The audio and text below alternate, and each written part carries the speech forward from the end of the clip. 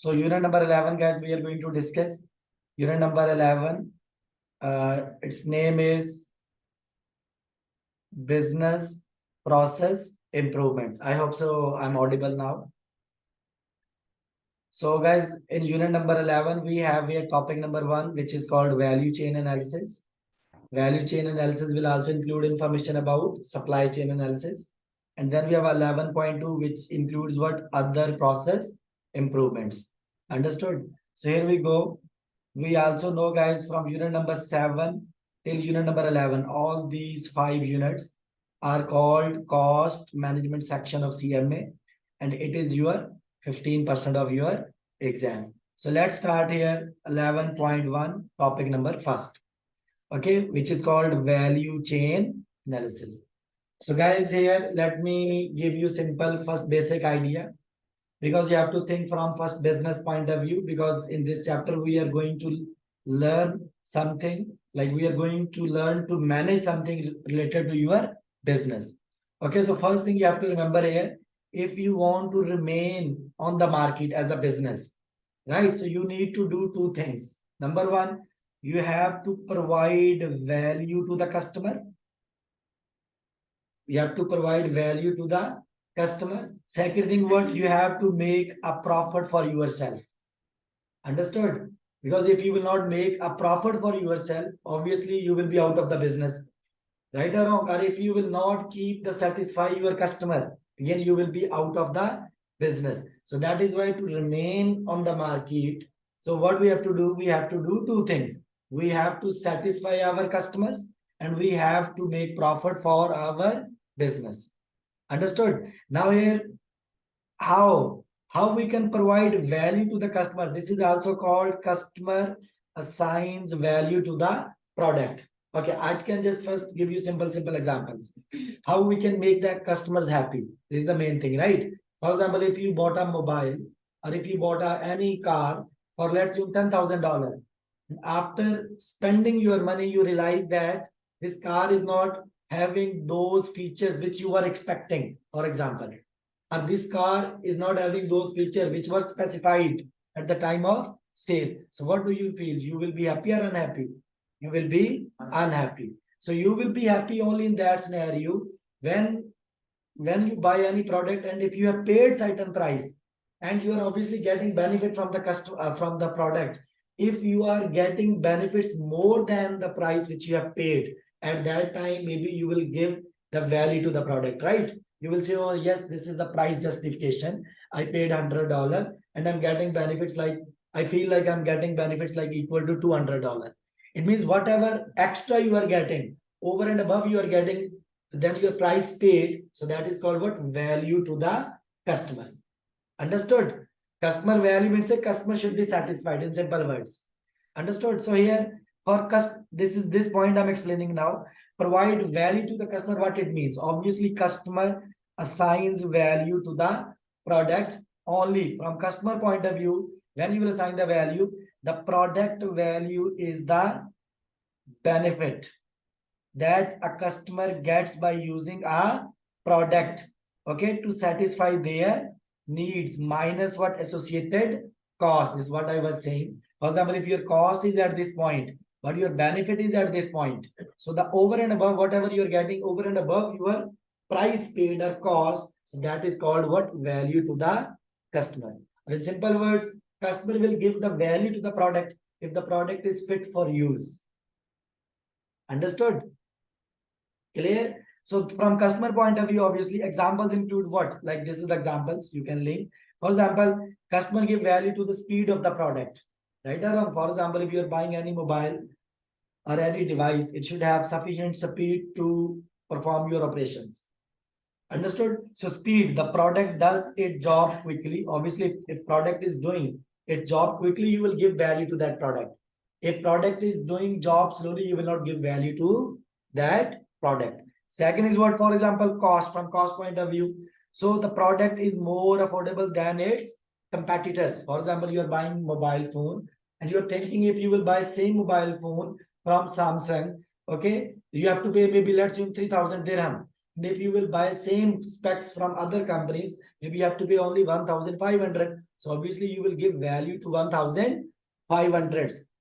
I'm not saying you should be a brand oriented. Huh? Assume value. I'm explaining what? Value. Understood? So product, from cost point of view, you will give the value if the product is more affordable than its competitors. Understood? Now second point, again it continues from customer point of view. From the customer point of view, the producer can affect the customer perception of value by differentiating the product or by lowering its price. What it means? So it means you can affect the customers, or you can satisfy the customers by opting out of these two strategies. Actually, these are two strategies. The one is called product differentiated, right? So product can create value to the customer, right? Or if product is having high quality, so customer obviously will give value to that product. Second strategy could be what? Lowering its price. Sometimes obviously customer will prefer that product also, whose price is less but quality is high. So these are two strategies which we can use to add value to the product. So don't forget my starting point. At initial point, what I said, being a manufacturer, if you want to stay in the market, you have to do what? Two things. Number one, what? You have to provide value to the customers. Number two, what? You have to make a profit for the seller, for the business also. So value to the customer, I explained what it is. Understood? Like customer should give priority to your product. So now to make a profit, what you have to do? It is very simple thing, guys. If you want to make a profit, obviously your sales price should be greater than cost of the product. Right or wrong? For example, if say cost of the product is $100, but you are selling for $120, obviously $20 will be your profit for the organization. Understood? So now that is why both things graphically we can represent this way: value to the customers and profit to the seller. So we can represent this way. For example, if at this point this is your cost and this is your profit margin, so here you will set what? Sale price. For example, if your cost is 100, profit margin is 20, so sale price is how much? 120. But customer feels that he is getting benefit like equal to 140. So the excess value, whatever he has paid over and above the price, that is called value to the customer. Understood? So this was only theoretical concept. Now guys, because I'm moving to the main idea, but this idea we cannot understand without this basic discussion.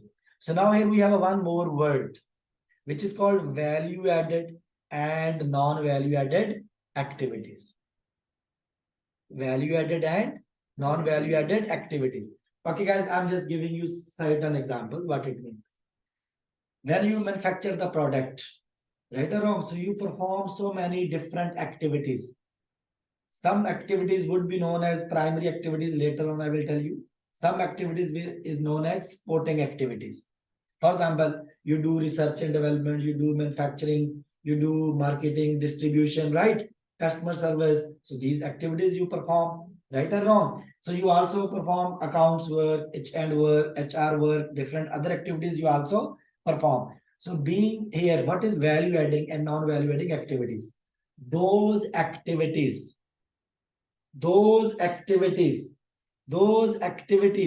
which will add to your competitive advantage. Word I'm using what? Competitive advantage. And I told you mostly companies use two strategies to get competitive edge over competitors. Either they will differentiate the product, they will focus on more on quality, or they will lower its prices. So those activities which will add something to the competitive advantage. Okay, so those activities are called what? Value added activities. So those activities which has no effect on the competitive edge strategies. So those are called what? Non-value added activities.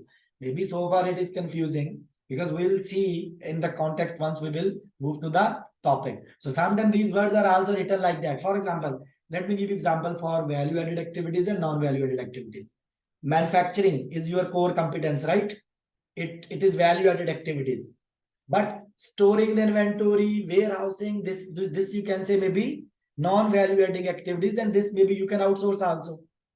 Understood? So actually, ultimately, we have to focus on which activities? On value adding activities, because later on, once we will identify if there are certain non-value adding activities, so you can divert your resources from non-value adding activities to the value adding activities, and non-value adding activities you can outsource also. You understand what I'm trying to say? So if you are not clear, I can link with another point. Sometimes this word is used like value added cost, non-value added cost. For example, you are buying mobile phone. When we buy the mobile phone, so you can use the case of the mobile, you can make from the metal also, right? And we can make through the plastic also. We can use anything. Metal is expensive, plastic is cheaper. So now tell me, being a customer, when you buy the mobile, would you look for this? Is it metal made or it is plastic made? You will look for the features of the product and design for the product. It means this metal cost is not value adding cost for the customer. Now, if companies want to cut, they can replace it with the plastic. Understood? Because it is not value adding. What if you will change the processor, you will change the RAM, right or wrong? It will affect the customer. It will affect the customer. It means these are called value adding cost. It means those costs which are non-value adding, you can cut it. And those costs which are value adding, you should not cut it because it will affect your customers. So same way, value adding activities which are adding value to the product. Non-value adding activities which are not adding value to the product. Understood? So non-value adding activities sometimes we can outsource also. Or it could be the candidate for cost reduction also. Understood? So then we have here, guys, what? Non-value adding activity. This I told you already. Understood? Now here, this point is very important. And it is sometimes tested in your exam questions also. Normally, guys, when we calculate the cost of the product, it's just a theoretical discussion, just keep it as a theory. When we calculate the cost of product, so we always take cost of material, cost of labor, cost of variable overhead, cost of fixed overhead, depending upon which costing method you are using. Mostly, this is how we calculate the cost of product. Okay? And in here, what is the point here? Look at here. This point is important. A value added activity increases the value of the product or what? Service to the customers. Understood? In contrast to the conventional financial statement. These are conventional financial statements. It's a conventionally what we do, we include in the cost of the product. What we include material cost, labor cost, variable overhead cost, and fixed overhead cost. But when we prepare financial statements, as per what? Value chain financial statements. So at that time, we treat all value added activities, we treat as a product cost. As what? Product cost. Understood? So this point they will test. You are not required to prepare any financial statements. Believe me, you are not required to prepare any financial statements. Please settle down. We are not required to prepare any financial statements as per value chain analysis. No. But theoretically, point you should remember. What was the point?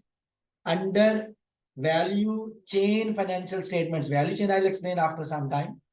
Under value chain financial statements, all value adding activities or cost of value adding activities is treated as which cost? Is treated as product cost.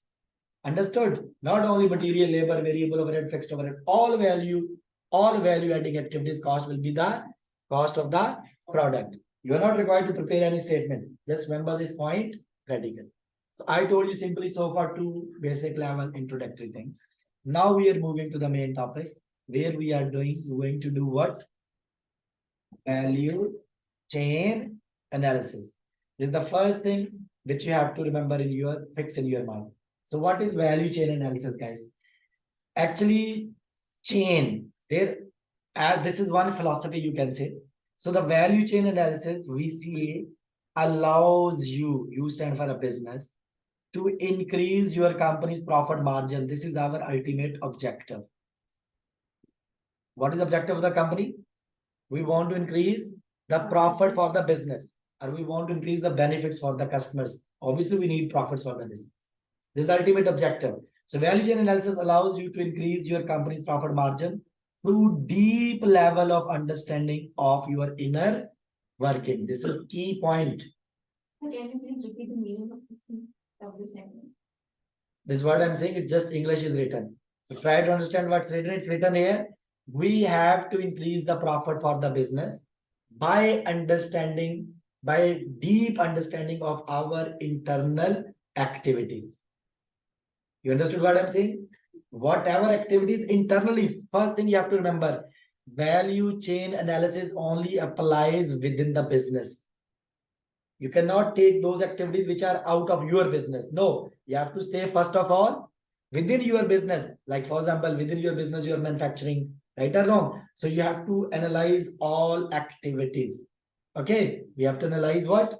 We need to understand all activities and we need to think how this activities, how we should manage these activities, that this should increase the profit for the business. This is what I'm saying. Understood? So have a look one more time on this sentence. They're saying value chain analysis. Like here you are going to do certain analysis, which will allow you to increase your company's profit margin, which will allows you to increase your profits through deep level of understanding of its inner working. Okay, no problem. We have to understand how this word. I told you our objective is what? To increase the company's profit. And for that, we need to understand what? Inner workings. Understood? Now, inner working means what it means. It means as per value chain analysis, it's a one theory actually. They're saying that company can be divided into types of activities. One is called primary activities. And second is called what? Supportive activities or supporting activities. That will make sense, okay? Primary activities are what? Primary means say those activities which are really important to make a product. For example, what? R&D, you have to remember this name. Primary activities will include what? Research and development, product design, manufacturing, marketing and distribution and customer service. So these are the primary activities. And supporting activities are what? Human resource, information technology, contract management, whatever other activities you are doing, inventory management, plant maintenance, maybe accounts department, all these are called which activities? Supporting activities. So they are saying that we should analyze all these activities and we should think how we should manage these activities to increase the profit for the business. Understood? And here idea is that like if you have a supporting activities, for example, how I increase the profit for the business. This is my objective, right? Maybe if I will outsource the supporting activities, it can save a cost for the business. So what I will get? Profit maximization. Understood? If I will divert the resources from supporting activities to the primary activities, for example, maybe I can make more money. Right or wrong? So you need to think. They are not going to tell you how you will think.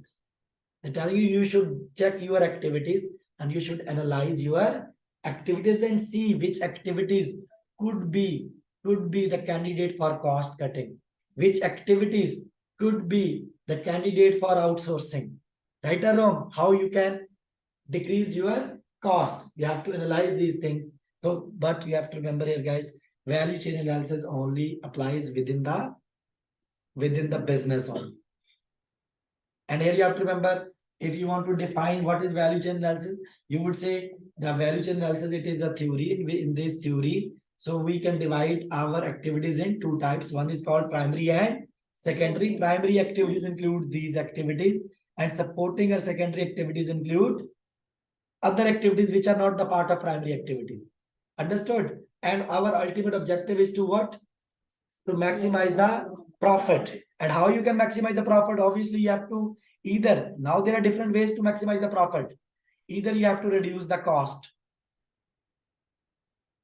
Maybe these activities you can outsource or something you can do to cut the cost. Understood? Or if you will become more efficient, for example, if you will manage your primary activities properly, So maybe you will become more efficient. You can produce more units and you can sell more units. It can also help you to increase your profits. So now actually I'm just telling you stories from here, there. Now let's go back to the text what they are trying to tell you. I hope so this point is clear, right? First point is clear. So then it's written value chain depicts how cost and customers value accumulate along a chain of activities that lead to an end product or service. Obviously, every activity is having a cost. And as per value chain, all value adding activities, their cost will become the cost of the product also. This is what they're trying to tell you. And their next point is written what? A value chain. I'll tell you, don't worry. How to do value chain analysis, that I will also explain. Here I'm just telling you definition of value chain analysis. So value chain consists of what? Internal processes. I told you be strict with this word. It's only your inner workings. Okay. So all activities. So a company perform, like here I told you there are some what? These are the primary activities. Can you name those primary activities? R&D, product design, manufacturing, marketing, and customer service. And what are secondary? Other activities than primary. Those are called what? Secondary. And what is our objective? Don't forget, I'm repeating so many times. To maximize the profit and increase the benefit for the business. This is ultimate our objective. And obviously, if you want to increase the benefits for the business, you can't leave the customer. You have to make them happy also. Understood? So here we go. That is why I told you the point, customer retention is very important if you want to maximize the profits. Understood? Then here we are going to do. So which steps you will do? Please here. These steps you need to write. These steps you need to write. If they are asking in essay question, like what is value chain analysis? You have to tell the objective of value chain analysis, primary and secondary activities of value chain analysis, and what steps you will follow to do the value chain analysis. So there are overall two major steps, but second steps are having some sub steps. Step number one is what? Step number one. The first step is in a value chain analysis. Actually, those activities like R&D, manufacturing, product design, those are activities. Understood? So the first step in the value chain analysis is to identify the firm's value creating. Which activities you have to create? Value creating activities, and mainly value creating activities are primary activities. What are your? If you will go through maybe other study texts, so actually these are 5 activities, but they gave different names only. Because you are going for CM exam, so you have to remember these names: R&D, product design, manufacturing, marketing and distribution, and customer service. Understood? So first step is what? You need to identify what?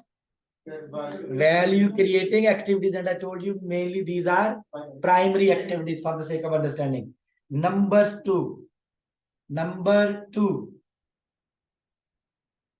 is what? The second step is to determine how each value creating activity can produce a competitive advantage, and stop it here. At second stage, you have to think how those activities can contribute to the competitive advantage. Do you remember, guys? I told you at the start, mainly we have 2 main strategies to take competitive edge over competitors. Which 2 strategies? So either it will be what? Product differentiation, or what?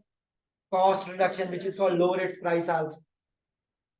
It means in second step, in first, don't forget, in first step we have to identify value creating activities, and in second step directly you can write this point first. In second step, you have to position yourself.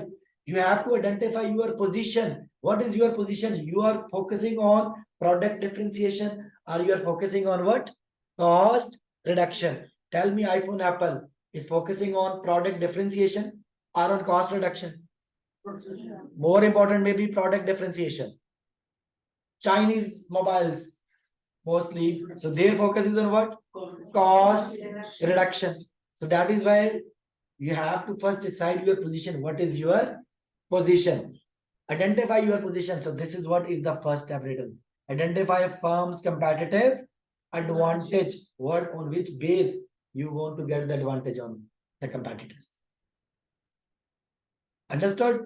Can you recall with me? Identify value creating activities.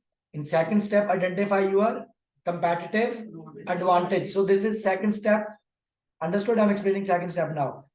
Now guys, here look at here. When you identify, point number B is what? Once it is decided, yes, for example, it is decided for you that your position is the cost reduction. You have to reduce your cost. Now, second, I would say this is actually point number under second step. This is the first point under second. This is the second point under second step. Second point is what? You have to look the ways in which you can reduce the cost if cost reduction is your focus. If your focus is what? Product differentiation, then you need to identify the ways to increase the product differentiation. For example, here I am assuming my focus is what? Is the cost reduction. My focus is the cost reduction, and I am looking for the ways how I can reduce the cost of the product.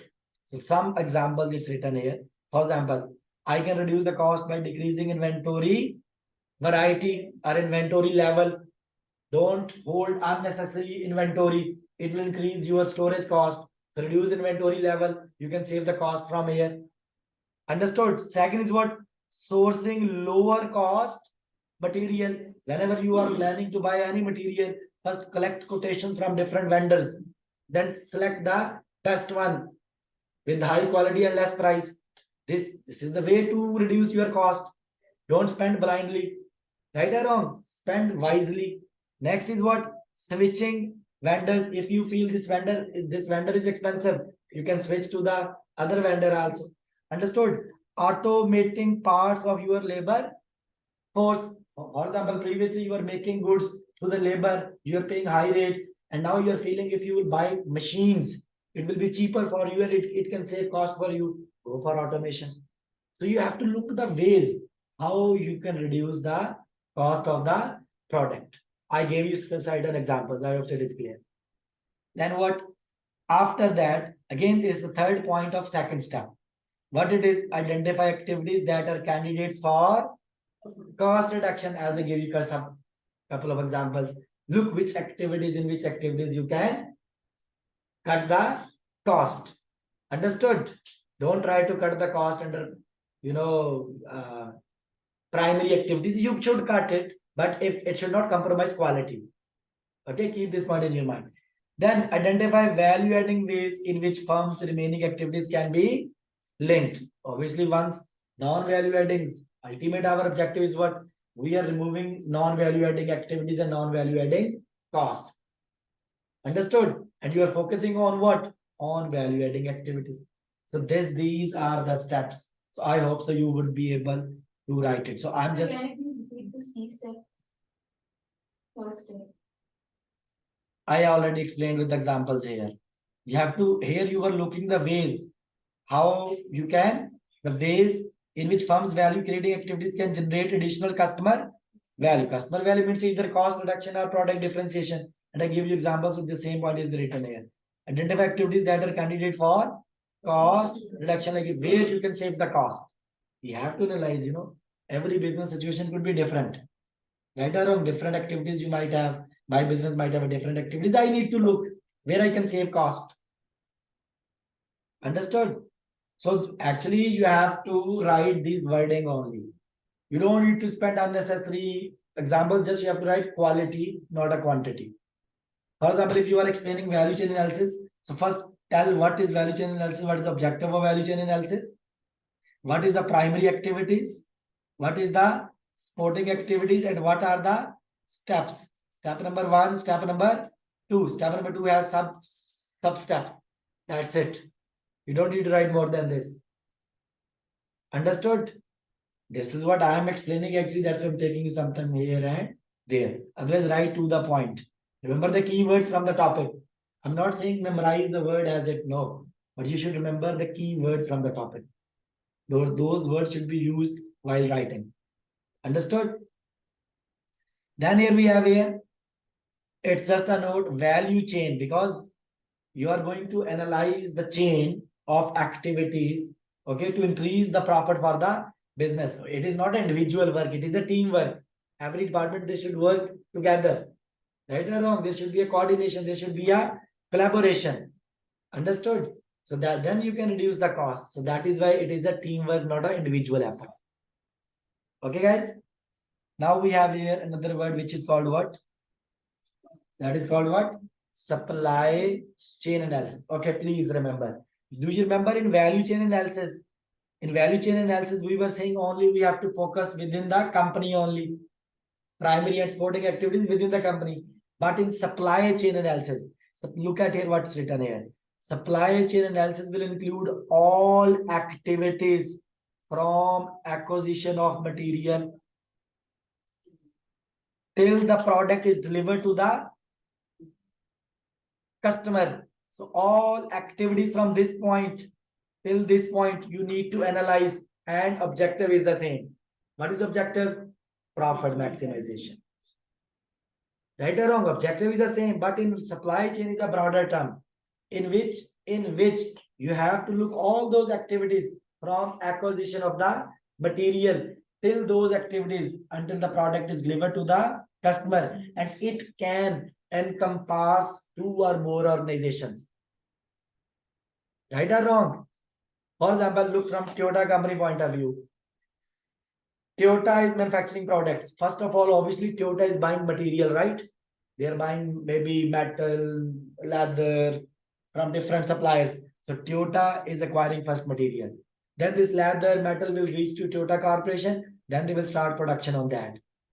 Understood? Like they will do R&D, they will do product design, they will do manufacture the product, and then they will distribute the product, they will market the product. Right or wrong? So now after manufacturing, you have to hand over the goods to the distributors. For Toyota, who is the distributor? Al-Futtaim. Then Al-Futtaim will sell the products to the customer in UAE market. Now see how many organizations are part of this supply chain. Toyota's supplier, then Toyota itself, then Al-Futtaim, and then customer. So we need to analyze all activities from the acquisition of the material until the product is delivered to the customers. So all those activities we need to analyze, and purpose is the same: the benefit maximization, profit maximization. It means supply chain analysis is a broader term. Then what? Value chain analysis. Understood? So here we go. Let's have a look. This I gave you overview. Now I'm just going to tell you. And purpose is the same. We need to analyze again all those activities, and we need to see where we can save cost, or how activities are adding value to the customers, or how activities are creating quality for the customer, or how activities can save cost for the customer. Objectives are the same. There is nothing new.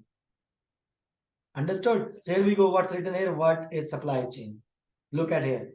The supply chain is the flow of material and service from their original source to the final consumer. Moreover, it usually encompasses more than one firm. Again, point number 1, if you look at here, firms seeking to improve performance. Those firms who are seeking to improve their performance and reduce cost must analyze all phases of the supply chain. All phases means from acquisition till the good is handed over to the customer. You have to analyze all the phases of supply chain as well as the value chain, because in between acquisition of material and goods are handed over to the customer, there is a producer also. Right or wrong? Automatically producers will also perform their activities, which are called value chain analysis.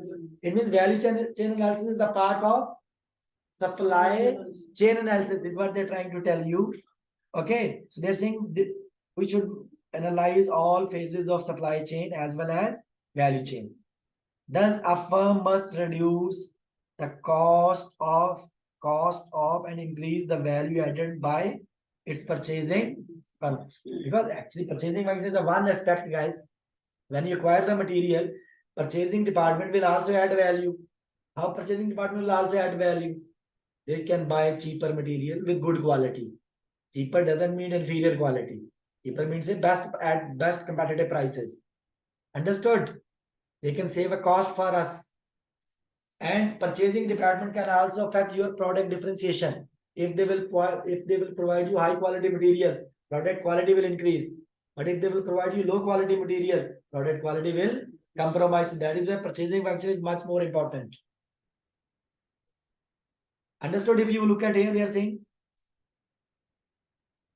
in purchasing is the management function.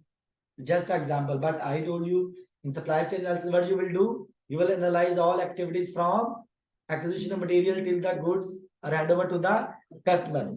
Right around, this is what you have to analyze all activities. But this is like a one example you can quote when you are writing. For example, you can write from purchasing department point of view. You can write what, like purchasing is the management function. Obviously, management has to buy the products, right? That concerns the acquisition process. Purchasing deals obviously with acquisition, how to acquire, where to acquire.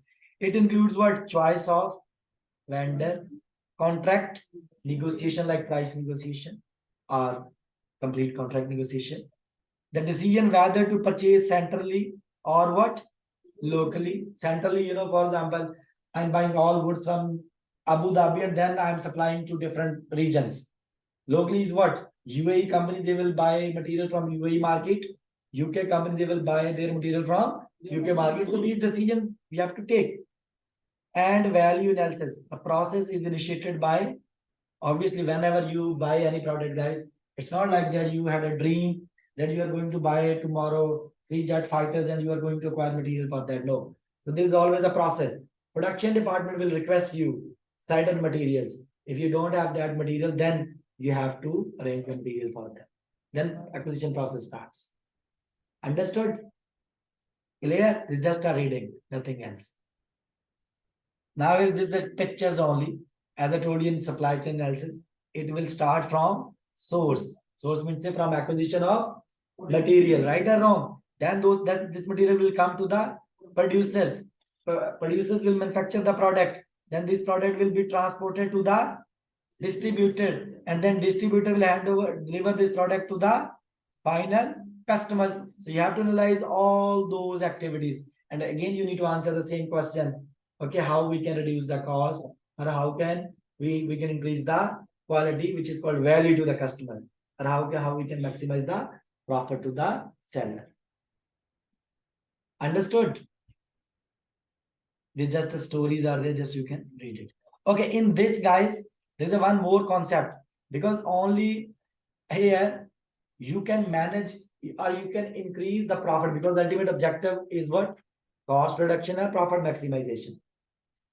So guys, here please, we can increase the profit by managing inventory also. This is another example I'm quoting. First example I gave you from purchasing point of view. Now I'm giving you example from inventory management point of view. Let's assume you are a producer. You are a producer. This is really, really important one which I'm going to highlight now. You are a producer. You have no contact with the distributor. Let's assume you are blind.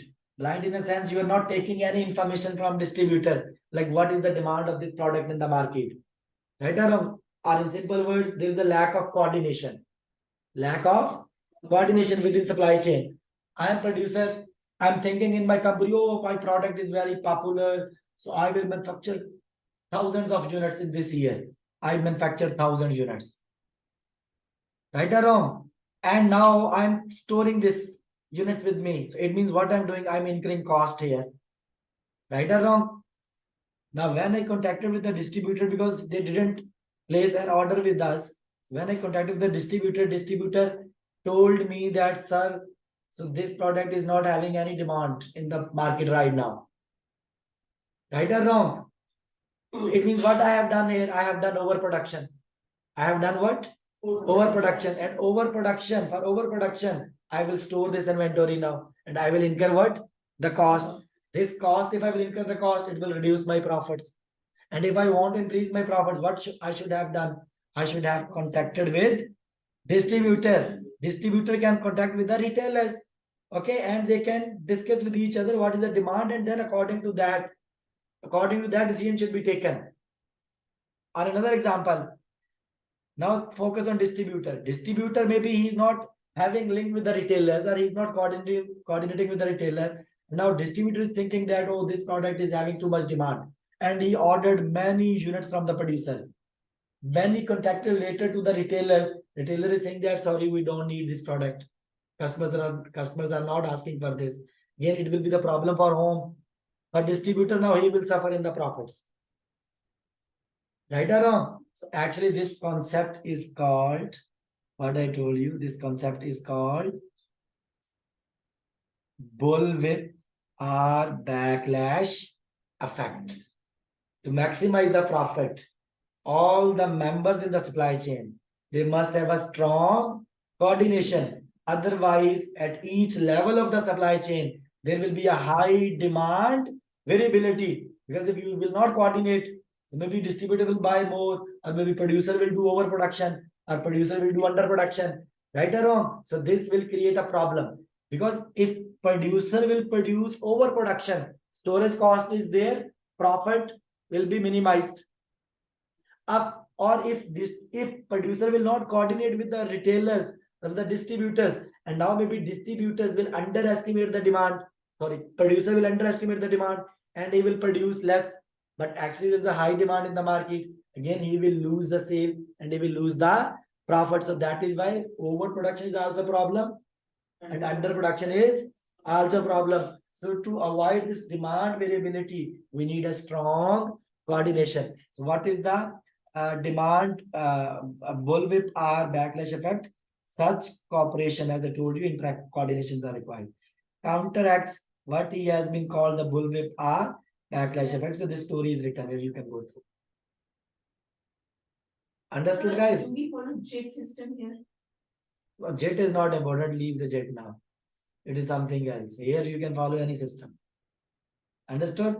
But you have to look. If JET can help you to maximize profit, go for that.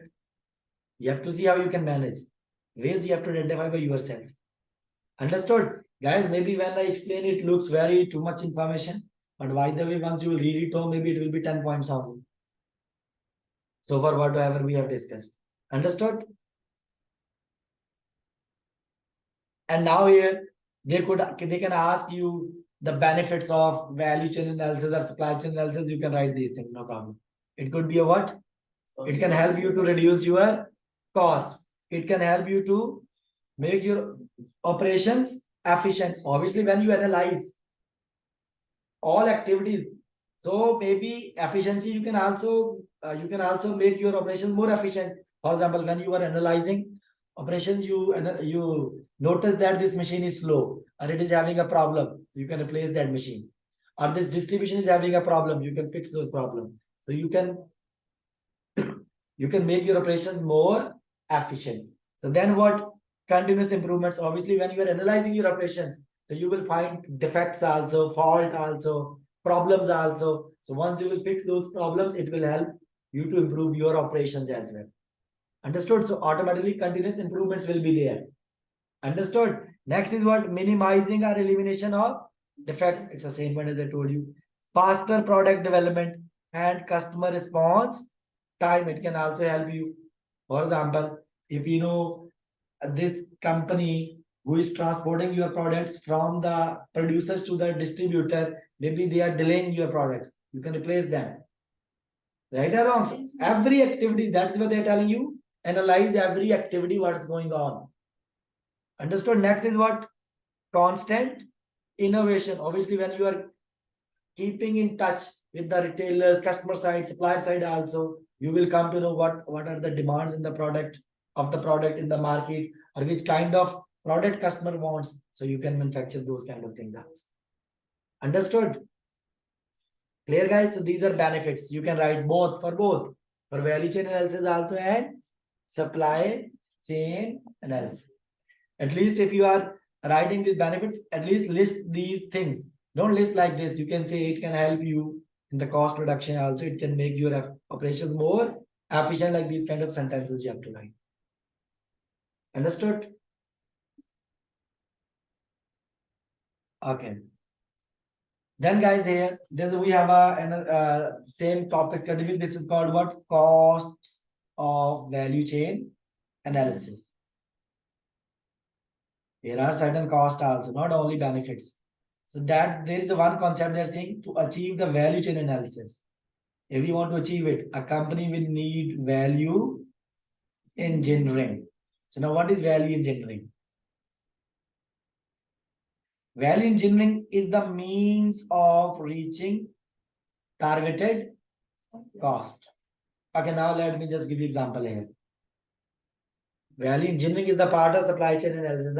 Whilst you will explain supply chain analysis, write value engineering also inside. For example, I'm just giving you example here. I'm explaining first this word, targeted cost. Nowadays, guys, you know better than me.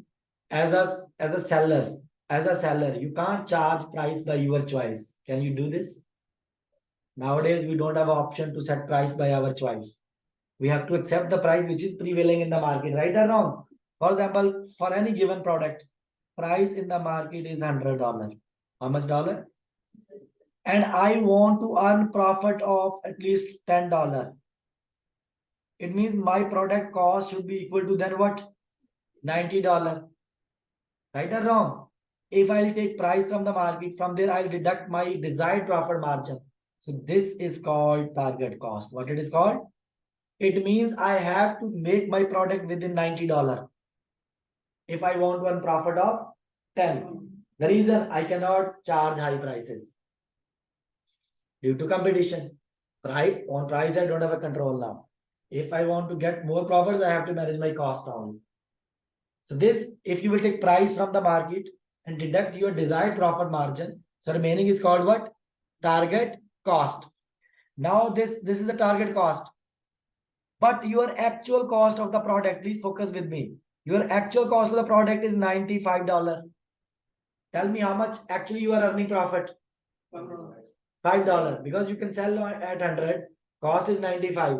But if you want to earn profit of $10, so you have to bring this cost to the actual cost, you have to bring it to the 90 to the targeted cost. So this is called cost gap. What it is called? Because the actual cost is more than target. And how much is the gap? $5. $5 means that you are suffering your profits. So this now you have to look the ways how I can reduce this cost. Maybe I can replace metal with the plastic. Right now you have to look the ways.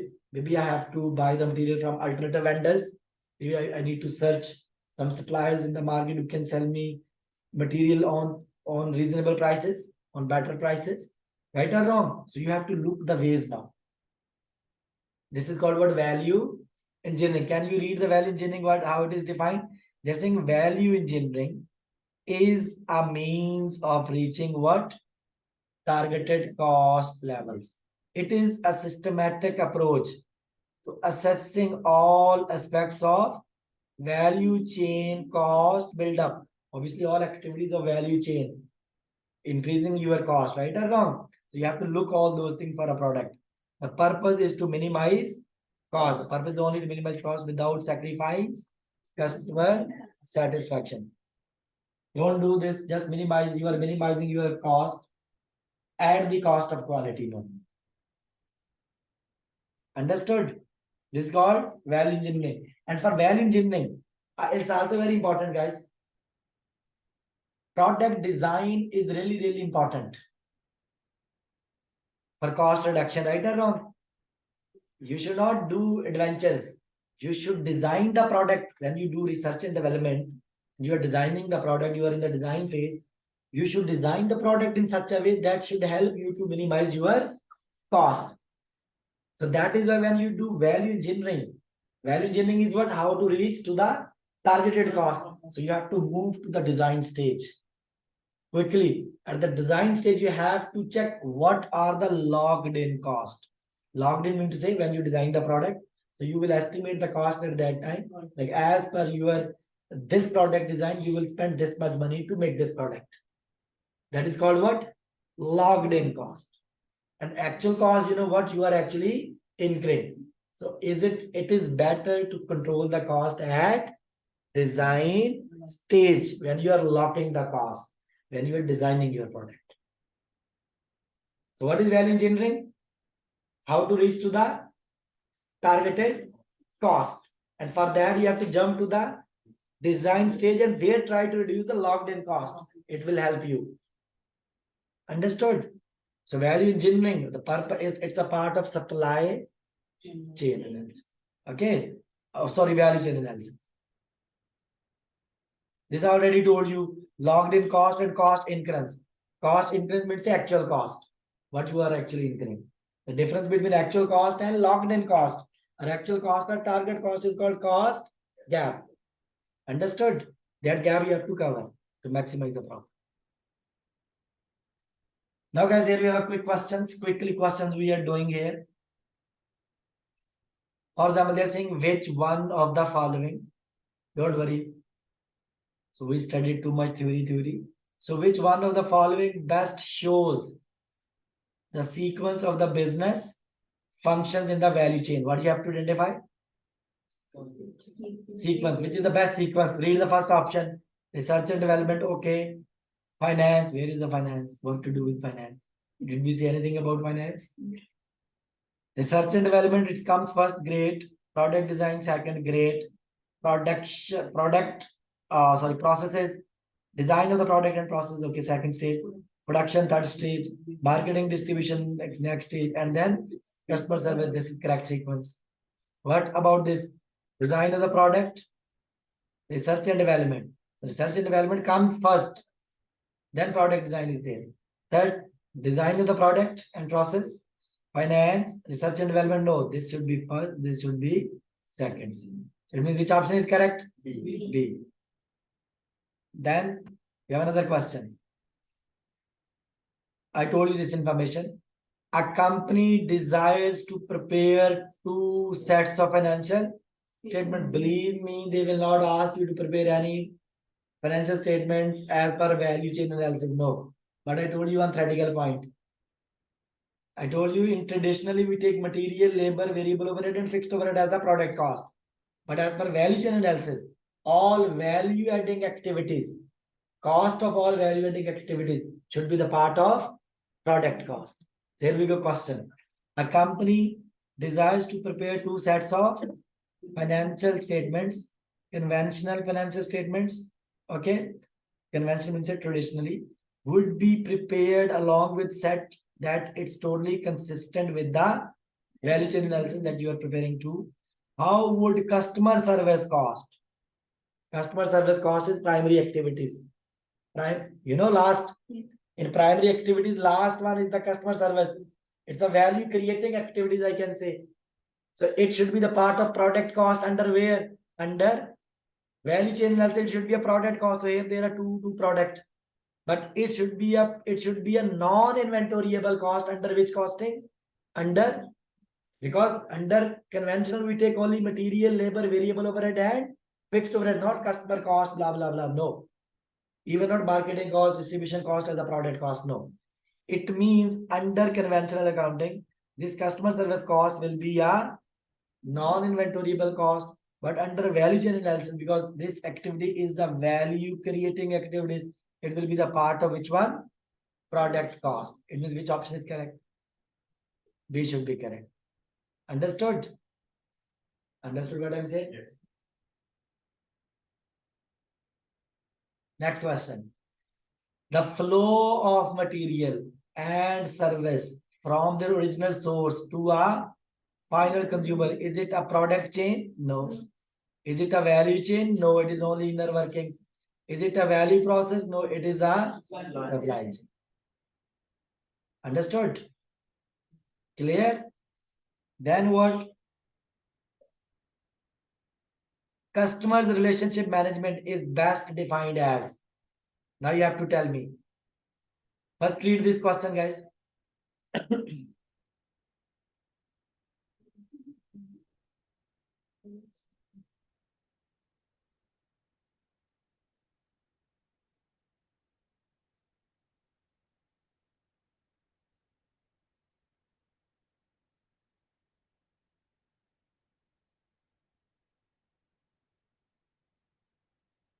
You have to now common sense question. Customer relationship management is best defined as when you are managing the customer guys. So it's defined as what? Coordination with members of the firm supply chain? No, it's not only coordination. Maximizing short-term sales to the customer. So would you focus only short-term? No, you have to retain your customers in the long run. Maximizing customer loyalty by managing customers. Touch point, actually it is better definition. Actually it is a definition of customer relationship management. The reason, sometimes you are having accounts in your bank. On your birthday they are sending you message happy birthday. It doesn't mean they are our cousins, right? They are just sending us message. They're trying to pretend they are caring about us. And you would feel very happy if no one wished you before that. Obviously, you will feel happy. At least they are the one who are caring about me, right? So these are touch points, right? So this they are saying that maximizing customer loyalty by managing customer attachment. This is like they are saying best customer management is what you have to like do certain things which can increase the loyalty of the customer. Like for that you have to take care of the touch point of the customer, like date of birth, these kind of things, right? Marketing sense, no, it's not a market. So this is actually the answer for this. Understood?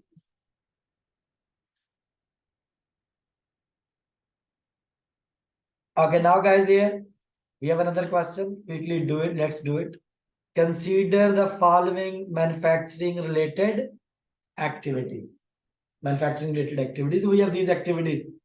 First, read always the requirement. What is the requirement? Activities that can be classified as. You have to tell me which is the value added activities. Think.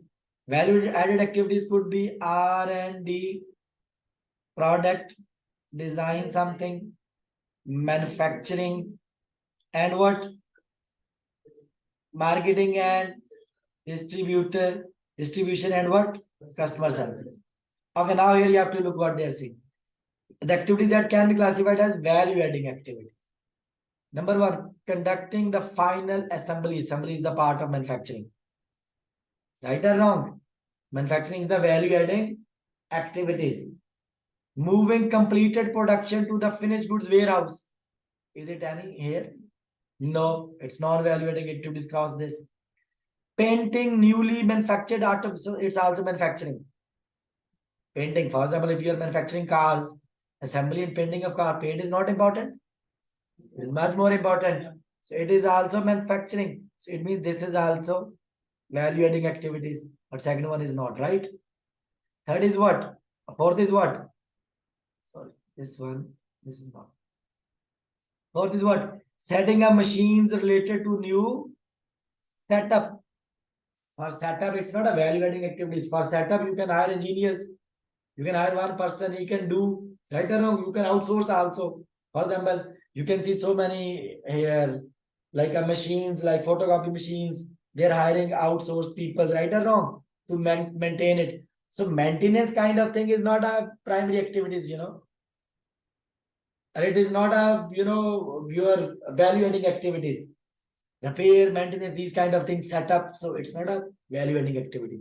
Now don't, focus word here. Oh, it's a new production run. It's a setup cost.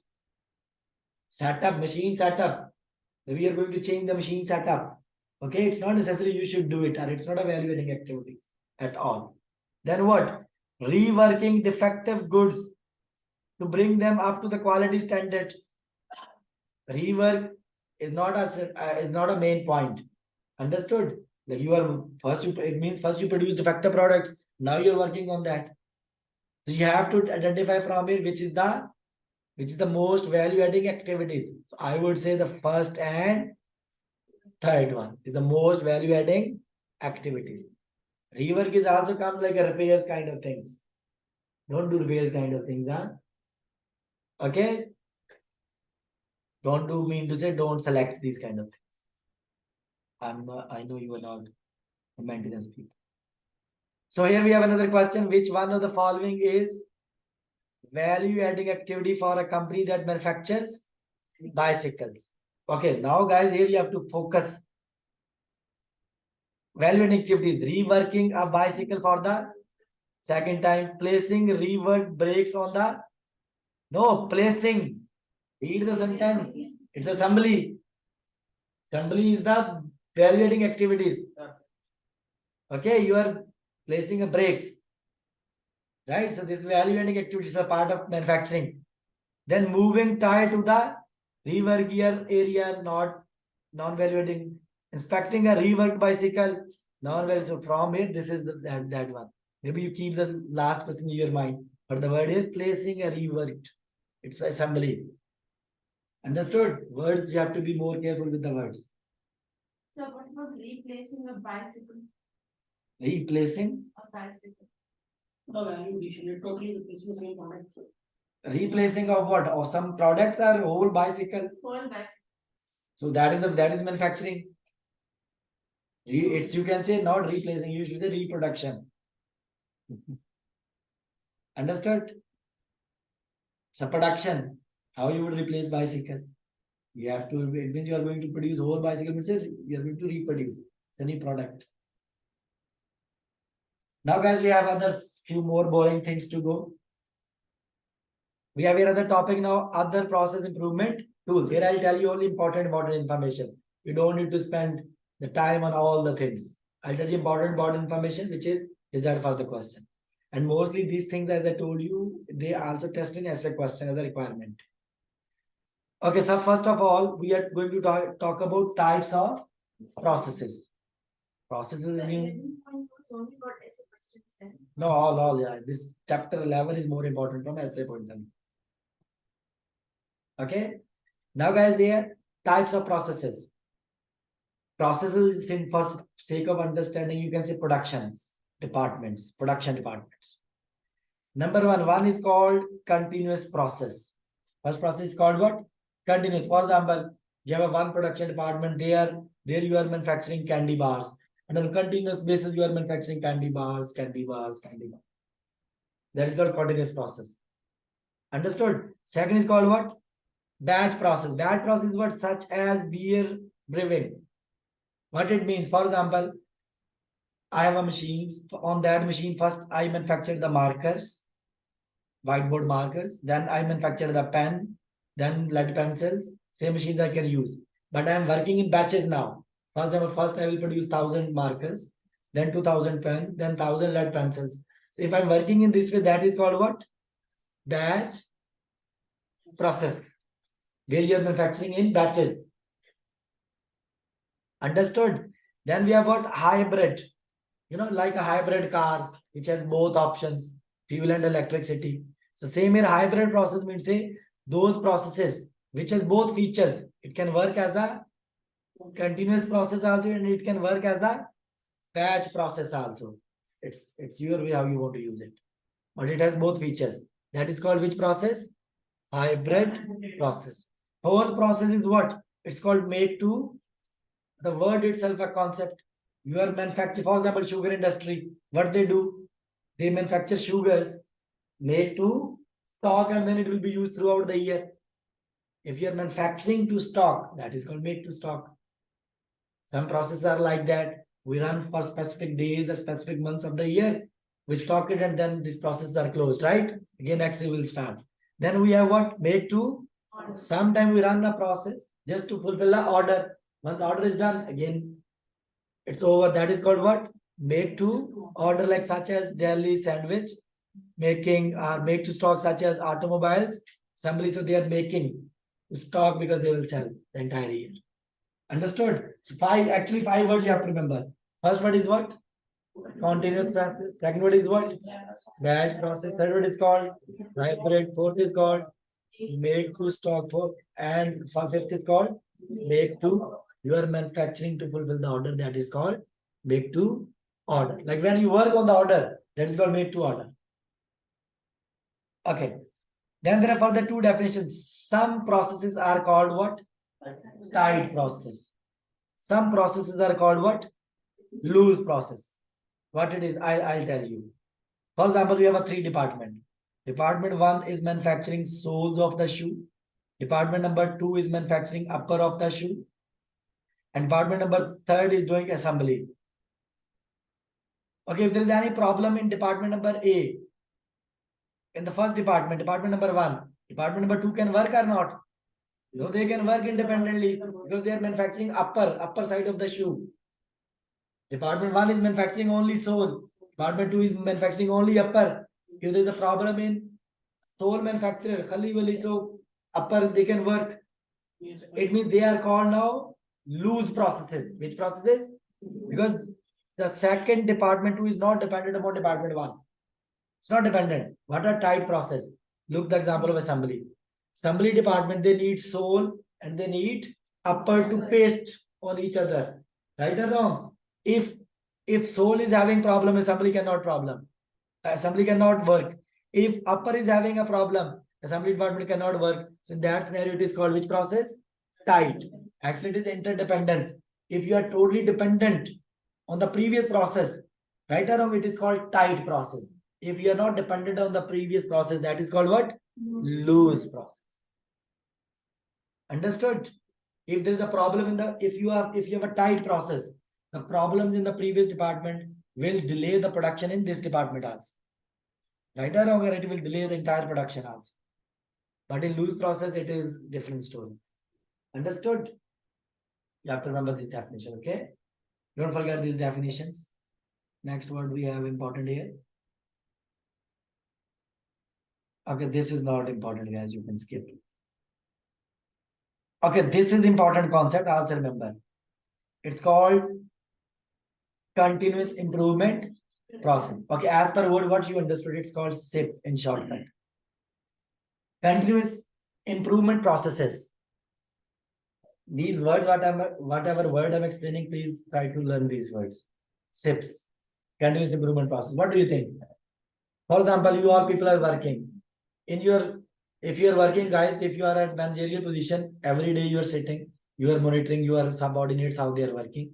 And wherever you feel they are doing some mistakes, these things can be done more efficiently by having alternative ways. So you are telling that way, right?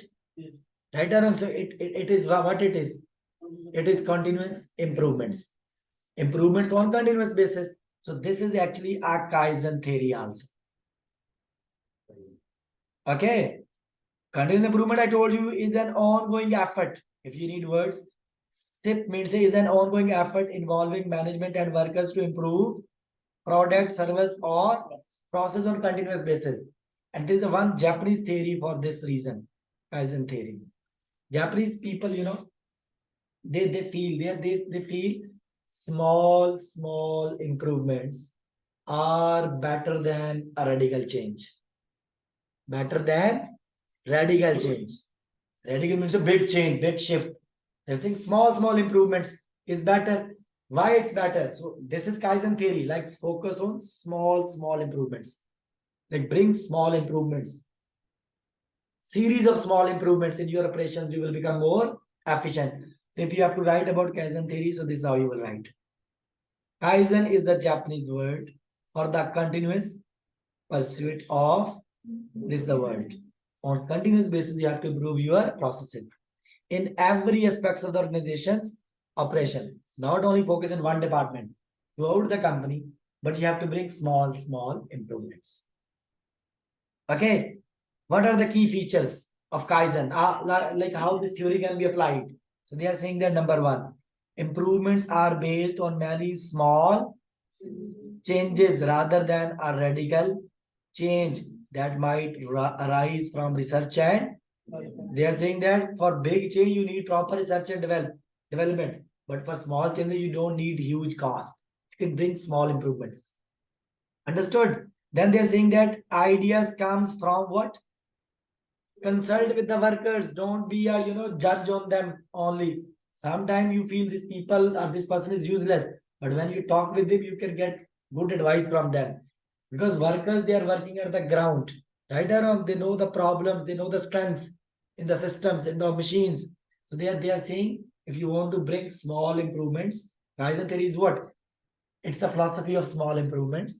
And as per this theory, so you have ideas comes from what? From the workers themselves. So they are less likely to be radically, because workers, they will not give you big innovative ideas. They will tell you, sir, this is the problem, right? Different, and therefore are easier to implement. Then they are telling you small improvements are less likely to require major capital. Understood? These are actually the arguments in favor of Kaizen theory, right? They are actually justifying, they are saying small improvements requires less investment also. That is why it's better. Investment than major process changes, right? Next, ideas comes from the talents of the existing workforce as opposed to using what? Research or consultation or equipment. They are saying take ideas from the workers itself. Don't hire consultant from outside. Sir, tell me how I can improve. He is not aware with the ground realities. Consultant, but workers are aware. That is why take the ideas from home, from the workers. And then they're telling you all employees, including management, should continually seek. You should seek ways to improve their own performance. Don't try and improve the performance of only others. Understood? Actually, this is just, I'm kidding. So these are the arguments in favor of Kaizen theory. Yeah, these are the arguments of Kaizen theory. They're saying small improvements are better. Why? Because you don't need to spend huge capital for that. You can take ideas from the workers. You don't need to consult the consultants. Again, you can save the time and cost. Right or wrong? And small improvements can increase your quality of the product, and it can also fix so many problems. Understood? This is Kaizen theory that you should know, guys. This I already told you. Activity analysis at the start. I already told you value adding activities and non-value adding activity. Again, activity analysis, supply chain analysis, value analysis, all are the same thing, kind of thing. Purpose is to what? Is to identify the activities which are value creating activities, and those activities which are non-value creating activities. Those activities which are non-value creating activities, you can reduce the cost there maybe by outsourcing. It's just a reading, nothing special here. Just it's a reading, you will just go through, guys.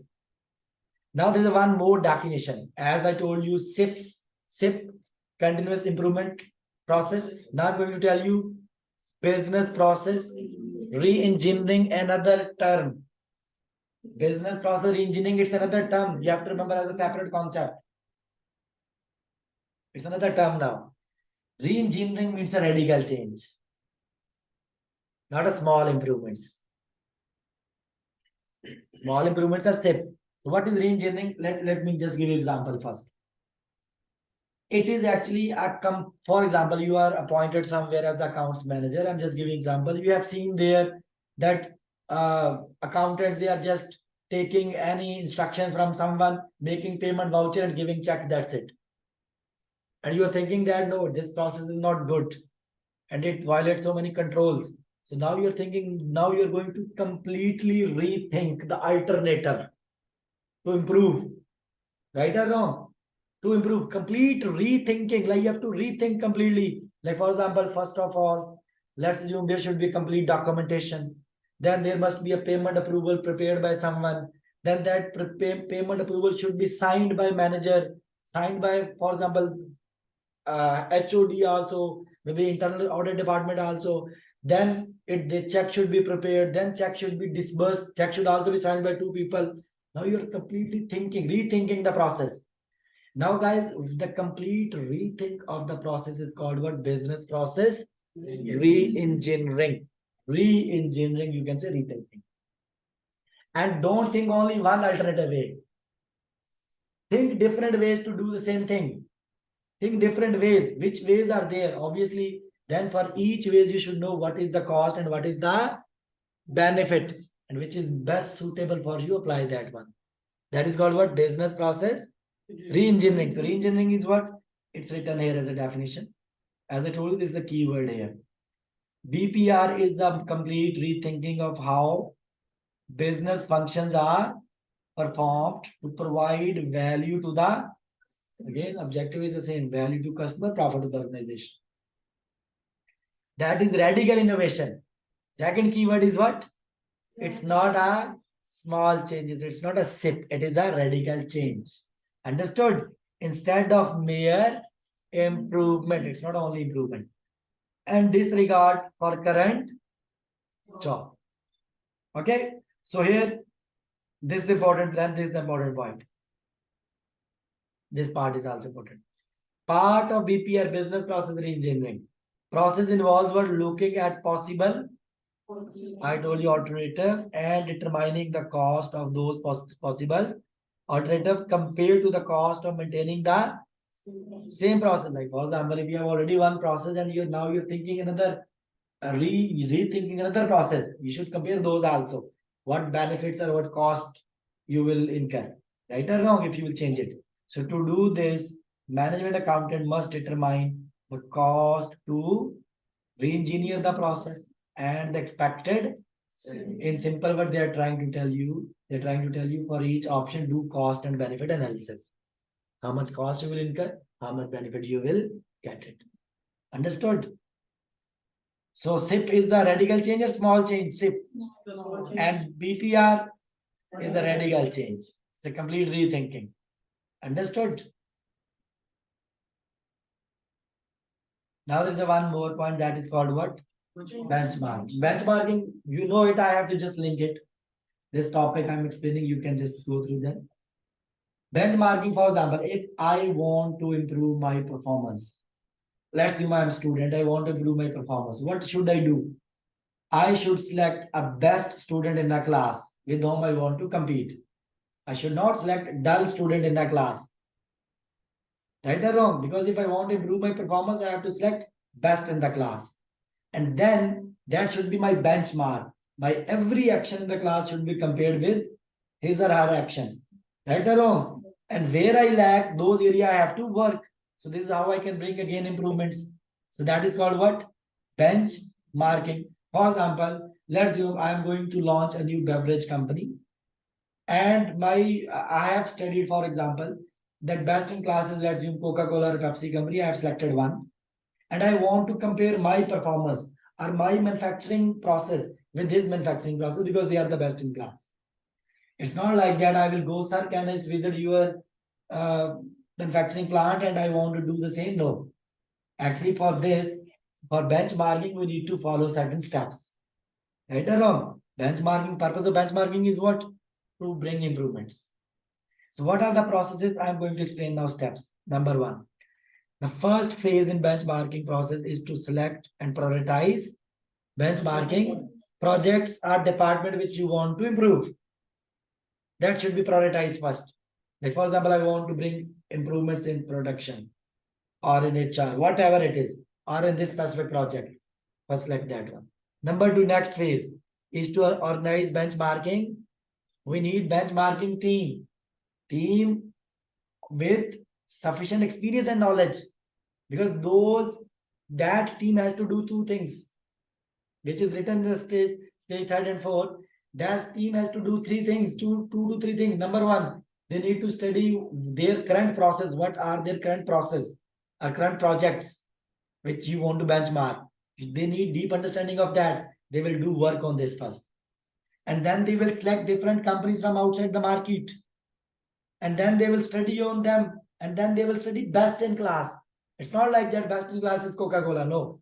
They will select different companies, Pepsi, Coca-Cola. They will also do research on them. And then they will identify who are the best in them. So it means this benchmarking team first study their internal process. Then they will study the process of other competitors and select the best in class. And then we will compare. Once your process understanding is done, best in class is selected, then you will compare and you will find where are the problems. Where are the problems, and those problems you will try to overcome. So all steps I explained in this story. So if you want to make steps, step number one is what? Select the departments or the projects which you want to benchmark. Number two, organize or set up the benchmarking team with sufficient experience and knowledge. Number three, benchmarking team should read their internal processes which they want to benchmark. They need deep understanding of that. Number four, they should collect the data from external markets and they should do research on them and select the best in class. Number five, they should compare their projects with the best in class. And number six, they should identify the problem area and then they should do the research how to fix those problems. These are called phases of benchmarking. Understood? Now we have here, guys, this phase 1, phase 2, you can just go through. Okay, I'm showing on your screen. Then 4 step is written. I told you these points. Okay, main points just you have to go through. Then we have a point number 5. Okay, you have a point number 6, point number 7. Okay, and this point number 8, and these are the, guys, you can say, kind of benefits which they can test in the question. What are the benefits of benchmarking? Number 1, best practices are identified and defined, or you will know in future also with whom we have to compete. Right or wrong? Alternative solutions are evaluated. Obviously, when you benchmark, so obviously you compare your things with them. So you try to create alternative solutions also. Improve your performance. The competitive position is also strengthened. Obviously, once you will compare your projects with them, obviously, guys, so you will become more competent.